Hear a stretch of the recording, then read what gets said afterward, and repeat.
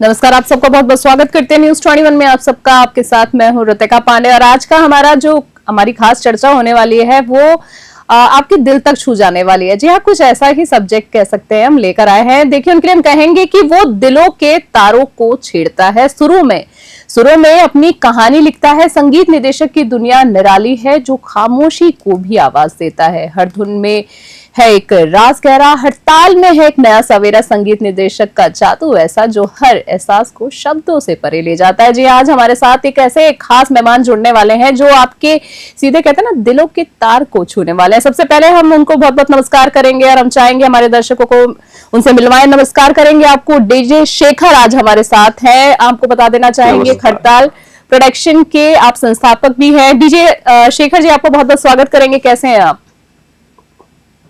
बहुत अच्छा हूँ ऋतिका जी, आप कैसी हैं?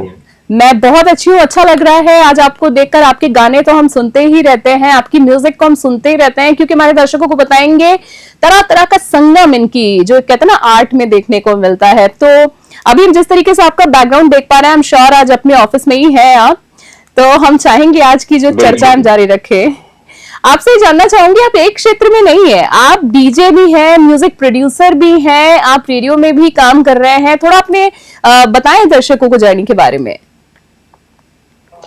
जर्नी देखिए, सबसे पहले मैंने जो अपना करियर स्टार्ट किया था 2006 से डीजेइंग से स्टार्ट किया था और एक ऐसे परिवार से था जहां पर मतलब 2006 में डीजेइंग के बारे में समझाना, घर वालों को मनाना एक टफ बहुत काम मुश्किल टास्क था। कि आखिर करता क्या है, करना क्या है।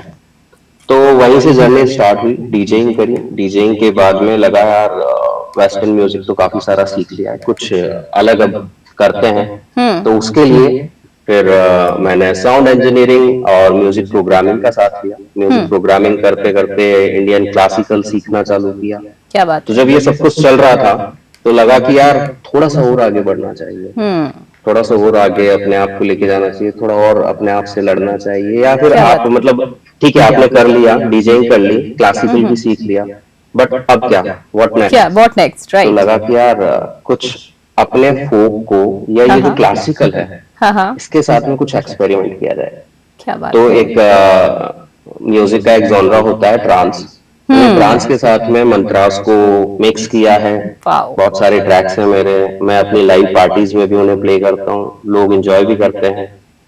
तो यही सब चीजें करते करते अब सोच रहा हूँ कि कुछ एक नई पहचान बना ली है आपने। स्टक होने के बाद नई पहचान हम कहेंगे आपने बना ली है अपनी, क्योंकि आपकी म्यूजिक की खासियत ये है कि जैसे कि आपने ये जिक्र कर ही दिया, मैं आपसे पूछने वाली थी कि ऐसा क्या सोच के म्यूजिक बनाते हैं आप शेखर जी कि मंत्रास भी होते हैं, मेडिटेशन भी होता है आपकी म्यूजिक में, एक सुकून भी होता है। तो इसके पीछे एक मतलब क्या चाहते, क्या देना क्या चाहते हैं दर्शकों को आप मैसेज?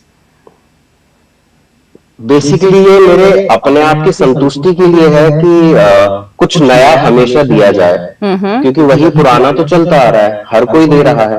नया आप क्या दे रहे हैं? आप क्या नया एक्सपेरिमेंट कर रहे हैं म्यूजिक के साथ में या सिंगर्स के साथ में? और खास तौर से मैं एक आध्यात्मिक आदमी भी हूँ, कह सकते हैं ऐसा। बिल्कुल बिल्कुल, हम जानते हैं, कह सकते हैं। तो वही सब मेरे म्यूजिक में झलकती भी है। और जो मैं बनाता हूँ तो कहते हैं ना, म्यूजिक एक साधना है, खोसा जाता हूँ तो बस वो चलती चली जाती है और मेरी जर्नी और आगे बढ़ती चली जाती है। बिल्कुल। और आपसे ये भी जानना चाहूंगी कि इलेक्ट्रॉनिक म्यूजिक पे ही आपने फोकस क्यों किया? देखिए, हम जानते हैं, जैसे कि मैंने आपके बारे में जो सर्वे किया, जाना आपके बारे में, आपका संगीत में अगर मैं बात करूं तो बड़ा मजबूत एक आपकी जड़ें हैं। आपने शास्त्रीय संगीत पे भी काम किया है, हर तरह से चीजों को सीखा, आपने बहुत ज्यादा नॉलेज गेन की है, पर इलेक्ट्रॉनिक म्यूजिक ही ऐसे क्यों दिल के करीब है आपके? देखिए, डीजेइंग से शुरुआत हुई थी, तो जब डीजेइंग से शुरुआत हुई तो वेस्टर्न म्यूजिक ही सबसे पहले आया, 100%। तो वो तो जड़ों में बस गया, है ना। क्लासिकल कहीं जा नहीं सकता था क्योंकि इंडियन है, तो वो भी जरूरी था जी। तो क्लासिकल और जब वेस्टर्न दोनों को मिक्स किया तो समझ में आया यार इन दोनों को मिक्स करके क्या बनाए। ठीक है। तो समझ में आया कि नहीं यार, इलेक्ट्रॉनिक और मंत्राज इन सबको मिक्स करके कुछ करा जा सकता है। हम लोगों ने बनाया। तो आपकी बात सही है कि हाँ, इलेक्ट्रॉनिक म्यूजिक पे मेरा जोर थोड़ा सा ज्यादा रहता है। रीजन उसके पीछे ये कि हाँ, डीजे हूँ डीजे है तो वो दिल के करीब होती है चीजें, वो निकलती है बाहर चीजें संगीत के जरिए। अब मैं बात करना चाहूंगी खड़ताल प्रोडक्शन के बारे में, आपसे बात करना चाहूंगी। इसकी स्थापना, विचार कैसे आया, इसका उद्देश्य क्या है? सबसे पहले हमारे दर्शकों को ये क्लियर कीजिए कि भाई आपने डीजे है, आपने ये बता दिया, हम सभी जानते हैं, बट खड़ताल प्रोडक्शन क्या है? खड़ताल प्रोडक्शन मेरा ही एक वेंचर है जहां पर मैं अपना म्यूजिक प्रोडक्शन का काम करता हूँ। देखिए, इसका विचार ऐसे आया कि डीजेइंग के साथ साथ धीरे धीरे जब जर्नी आगे चलती चली गई, बहुत सारे लोगों का सवाल होते थे, कुछ गरीब परिवार से भी लोग होते थे जिन्हें इस म्यूजिक में आना भी है, बट वही ना कि कहीं ना कहीं हर इंसान फंसा हुआ है, कर नहीं पाता है कि यार करना क्या है, म्यूजिक में करना तो, बट करना क्या है, तो इसीलिए मैंने खड़ताल प्रोडक्शन का मैंने ओपनिंग करी, शुरुआत की, उसे चालू किया। अब लोग आते हैं, मुझसे सीखते हैं, मैं ऑनलाइन क्लासेस भी देता हूँ, डीजेइंग भी सिखाता हूँ, साथ में म्यूजिक भी सिखाता हूँ। म्यूजिक में एक्सपेरिमेंट कैसे करना है, लोगों को कैसे ऐसा म्यूजिक बना के दे कि अच्छा लगे।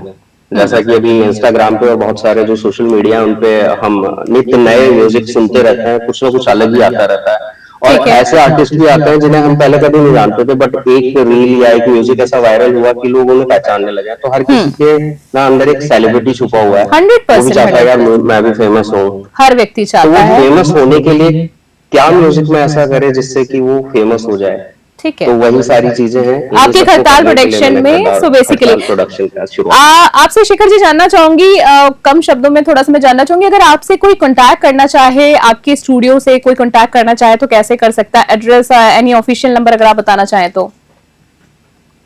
ऑफिशियल नंबर से बेटर होगा कि आप मुझे सोशल मीडिया पे कनेक्ट करें, क्योंकि मेरी पूरी टीम है जो कि रेगुलर मतलब आपको सोल्यूशन प्रोवाइड करती है। वो कैसा भी हो, आपको अगर कोर्स करना है तो भी, या फिर आप म्यूजिक में कुछ करवाना चाहते हैं, बनाना चाहते हैं, तो वो भी, वो सारी चीजें। और DJYSHEKHR डीजे शेखर, ये मेरा इंस्टाग्राम हैंडल है। चलिए, हम चाहेंगे कि दर्शक ज्यादा से ज्यादा कनेक्ट हो आपसे। आपसे कुछ ये भी मैं बातों में जानना चाहूंगी, आपने अपनी करियर में, अब हम थोड़ा सा अवार्ड्स एंड अचीवमेंट की भी बात कर लेते हैं। संगीत महोत्सव में आपने कौन कौन से परफॉर्म किया है, करियर में कौन कौन सी प्रमुख जो संगीत महोत्सव में आपने परफॉर्मेंस दी है, अवार्ड एंड अचीवमेंट बेसिकली मैं जानना चाह रही थी। देखिए, अवार्ड्स एंड अचीवमेंट की अगर बात करें, डीजे के टाइम की मैं बात करूं तो वॉर ऑफ डीजे उस टाइम पे बहुत हुआ करती थी। 2006-2010 तक काफी सारी वॉर ऑफ डीजे हुआ करती थी। डेफिनेटली। तो एलिवेट करके दिल्ली का एक काफी फेमस क्लब है, अभी है नहीं है ये मुझे नहीं पता, बट हाँ उस टाइम पे हुआ करता था। तो वहां पर वॉर ऑफ डीजे थी, नेशनल लेवल पे थी, और मैं विनर तो नहीं था, लेकिन हाँ मैं रनर अप था वहां पे। देन उसके बाद राजस्थान में भी वॉर ऑफ डीजेस हुई, और उसमें मैं जज की भूमिका में रहा। और दिल्ली, गोवा बेसिकली मेरा थोड़ा सा ज्यादा रहता है, गोवा में मैं बहुत ज्यादा प्ले करता हूँ, बिकॉज हम देखते रहते हैं, म्यूजिक को पसंद किया जाता है जी, बिल्कुल, मंत्राज वगैरह चला करते हैं, तो मोस्ट ऑफ टाइम गोवा ही रहता हूँ। और जयपुर की अगर बात करें तो जयपुर में बहुत सारे इवेंट्स ऐसे हैं, जैसे लाइक अभी थोड़े दिन पहले ही एक सिंगिंग कंपटीशन था काइंड ऑफ, जिसमें कि जयपुर के बड़े फेमस जो डॉक्टर्स हैं या फिर बड़े अधिकारी बोल लो, जिनके अंदर सिंगर तो होता है, बट अपने काम के चलते वो लोग कभी कहीं पे परफॉर्म नहीं कर पाते या फिर उसको आगे कैरी फॉरवर्ड नहीं कर पाते हैं। तो ऐसी एक इवेंट थी जिसमें मैं फिर से जज बन के गया था। चलिए, तो यही सब चीजें चलती रहती है। हम चाहेंगे कि ऐसे ही निरंतर आप प्रगति भी करते रहे। हाँ, प्लीज प्लीज प्लीज जारी रखें। एक और अवार्ड है जो कि रेडियो में होता है, बेसिकली मैं रेडियो के साथ भी जुड़ा हुआ हूँ। जी, definitely. NYRF, New York radio festival, okay, वो भी अवार्ड मैंने अचीव किया हुआ है 2020। वाओ सर, ये तो बहुत अच्छी बात है। और रेडियो की जब आपने जिक्र कर ही दिया है, मैं जानना भी चाह रही थी कि अगर मैं आपके रेडियो शोज और प्लेलिस्ट क्यूरेशन की अगर मैं बात करूं तो आपका अनुभव कैसा रहा है? देखिए, रेडियो शोज का अनुभव बहुत ही अच्छा रहा है, और अभी तक वो जर्नी चल रही है, डेफिनेटली स्टॉप नहीं हुई है, चल रही है और चलेगी भी आगे, क्योंकि ये रेडियो रग रग में घुसा हुआ है हमारे। क्या बात तो रेडियो की जर्नी बहुत अच्छे से अभी तक चल रही है।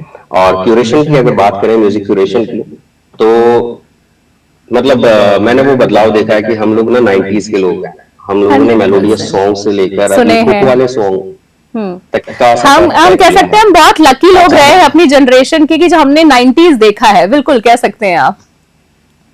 हाँ बिल्कुल, 90s का वो एरा। और जब मुकेश दाके, किशोर दाके और जो मोहब्बतें वाले गाने, ऐसे जी गाने चला जी। करते थे, हम क्लब्स में भी ऐसे ही गाने चलाते थे। डीडे लेकिन डीडीएलजी। अब धीरे हाँ, धीरे, जी जी, जी जी जी, जारी रखिए।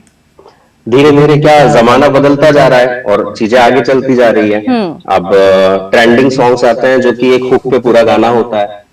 तो हाँ, मतलब मुझे खुद को भी ये एक बहुत बड़े सिंगर है, रैपर है, हनी सिंह। उन्होंने भी ये बात कही थी कि अभी पहले का म्यूजिक जब मैं बनाया करता था और अभी का जो म्यूजिक है बनाने का, बिल्कुल अलग हो चुका है। 100%। तो वही वाला रेडियो में भी है। वही पहले जो गाने चीजें चला करते थे, हमारी अब प्लेलिस्ट तय हुआ करती थी। अब थोड़ी सी प्लेलिस्ट चेंज हो गई है, पर कभी कभी नहीं, हमको सुनने को मिल जाता है आपके चैनल के माध्यम से, एफएम के माध्यम से सुनने का। बेहतरीन काम भी कर रहे हैं।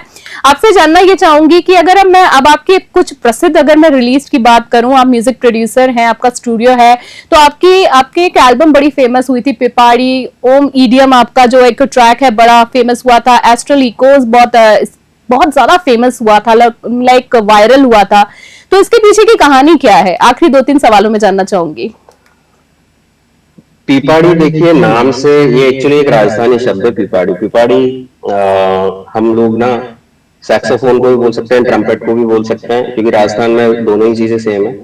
तो जब मैं ये बना रहा था तो मेरे ना हर सॉन्ग में या हर ट्रैक में एक देसी तड़का होता है, काइंड ऑफ। जी। तो आप पूरा ट्रैक जब सुनेंगी तो आधे ट्रैक के बाद में एक ट्रम्पेट का साउंड आता है।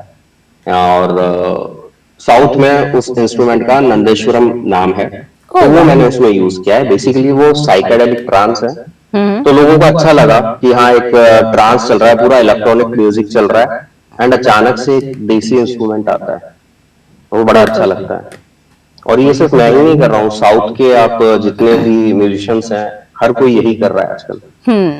तो वही ट्रेंड के हिसाब से चल रहे हैं। ट्रेंड के हिसाब से चल रहा है, पर आपकी खासियत ये है कि लोग आपको पसंद इसलिए करते हैं शिखर जी, क्योंकि आप अपने रूट्स को आपने अभी तक नहीं छोड़ा है।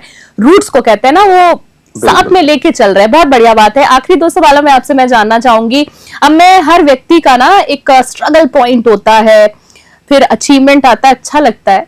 तो वो स्ट्रगल में अपने आप को कैसे संभालते हैं? बीइंग अ म्यूजिशियन, मैं समझ सकती हूँ इस बात को कि बड़े सारे स्ट्रगल होते हैं। तो कोई मैसेज दे दीजिए छोटा सा, कि जो हमारे दर्शक इस क्षेत्र में आना चाहते हैं, मजबूती मिल जाए उनको। देखिए, बीइंग अ म्यूजिशियन, ये हर किसी को फेस करना पड़ता है कि आप थक चुके होते हैं। सब्र बट करना लाइफ पड़ता में जब है। भी आपके पास वो फोन आता है ना, तो आप हमेशा उसी पैशन के साथ, उसी एनर्जी के साथ में तैयार रहें। और साथ में आपको ना अपनी सोशल लाइफ या पर्सनल लाइफ भी मैनेज करनी होती है। वो थोड़ा सा टफ जॉब हमारे लिए हो जाती है।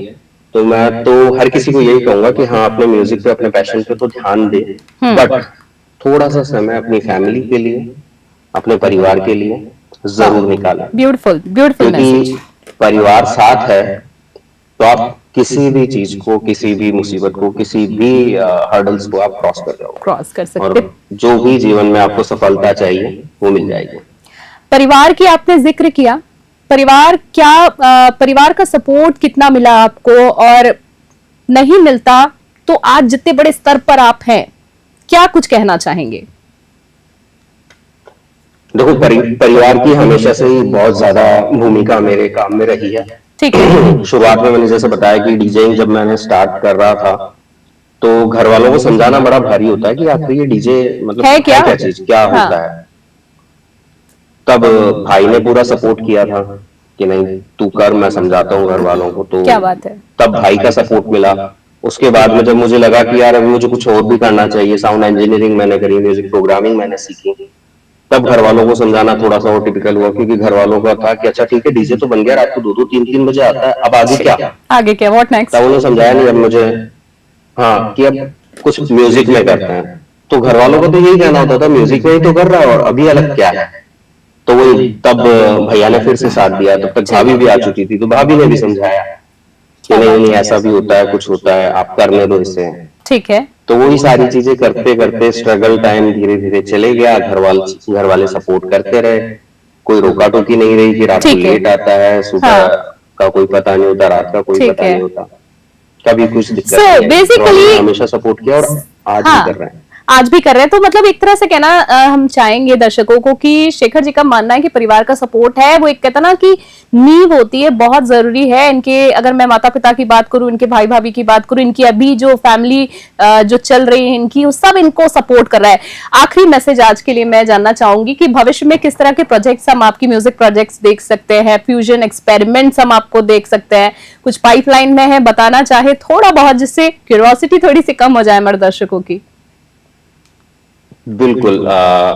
अभी मैं फोक पे काम कर रहा हूँ। हमारा राजस्थानी फोक जो है बहुत ही रिच है म्यूजिक के मामले में। 100%। मैं उन्हीं पे काम कर रहा हूँ। कुछ फ्यूजन और कुछ रैप एक्सपेरिमेंट के साथ में हम लोग जल्दी ही कुछ रिलीज करने वाले हैं। तो अभी जो बातचीत या फिर जो भी हमारे प्रोजेक्ट चल रहे हैं वो सारे के सारे राजस्थानी फोक इंस्ट्रूमेंट या फिर फोक कल्चर को लेकर ही चल रहा है, और जल्दी ही वो आप सबके सामने देखने को मिलेंगे। शेखर जी, बहुत सारी कहते हैं ना म्यूजिकल एक जानकारी आपसे मिली, एक म्यूजिकल माहौल में आप हमारे दर्शकों को हमको लेकर चले गए। हमारी पूरी टीम की तरफ से और हमारे सभी दर्शक जो आपको देख रहे हैं उनकी तरफ से पहले तो आपको बहुत बहुत शुभकामनाएं। आप हैप्पी, हेल्दी, ब्लेस्ड रहिए और म्यूजिकल रहिए, म्यूजिक के माध्यम से दुनिया में खुशियां फैलाते रहिए। और आज के लिए आपको बहुत बहुत धन्यवाद। फिर किसी चर्चा में आपसे जल्दी मुलाकात करेंगे। बहुत बहुत धन्यवाद आपको। तो आज हमारे साथ थे डीजे शेखर। आपने इनकी जर्नी से जाना कि किस तरीके से कहते हैं ना, लोग कहते हैं हमारे पास वक्त नहीं होता, 24 घंटे सबके पास होते हैं, पर इन व्यक्ति ने ये साबित कर दिया कि अगर कुछ करने का जुनून हो तो आप कर सकते हो। ये डीजे भी है, देखा आपने कि ये रेडियो क्षेत्र से भी जुड़े हुए हैं, साथ साथ म्यूजिक प्रोड्यूसर है, अपनी घर की जिम्मेदारियों को भी इन्होंने महत्व दिया, जो कि बड़ी खूबसूरत बात है। तो इनके लिए हम ये कहेंगे कि सुरों की दुनिया में आज हम चले थे जहां बीट और रिदम दिल से मिले थे। पारंपरिक म्यूजिक की अगर हम बात करें तो आधुनिक संगम था इनके संगीत में। डीजे शेखर की धुनों में खो जाने का समय अब आ गया है। तो मेडिटेटेड, अगर हम मंत्रास की बात करें, चक्रा बीट की बात करें, म्यूजिक काफी कुछ इनसे जानने को मिला कि संगीत के जरिए आप इससे भी हील हो सकते हैं। तो आज की फिलहाल खास चर्चा में अभी के लिए इतना ही। देश और दुनिया की तमाम बड़ी अपडेट्स के लिए देखते रहे, बने रहे न्यूज़ 21। अभी के लिए जय हिंद, नमस्कार।